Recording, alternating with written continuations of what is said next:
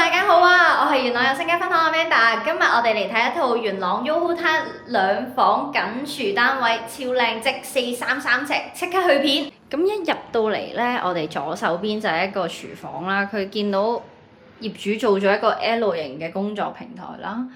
工作台咁同埋啦，呢度全部都係新裝修啊，可以見到業主 keep 得好靚啦。咁呢度有個位擺咗個雪櫃，同埋門後邊都有啲儲物空間嘅。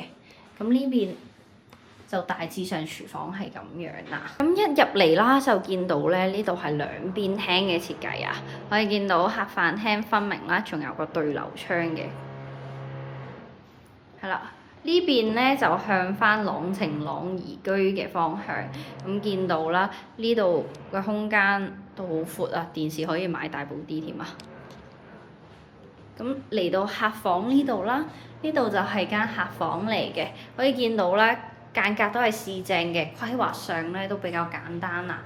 咁呢一邊啦就係主人房嚟嘅，咁業主自己做咗個地台床啦，咁可以拍埋上去呢個窗台度啊，可以瞓埋大張啲床褥，同埋儲物空間上咧，呢度可以收納嘢啦，同埋業主做咗一個入牆嘅超大衣櫃啊，所以收納上係 max 啊。咁呢邊啦就睇翻廁所明廁啦，同埋見到業主咧其實 keep 得都幾好㗎，都市正冇話特別殘咯。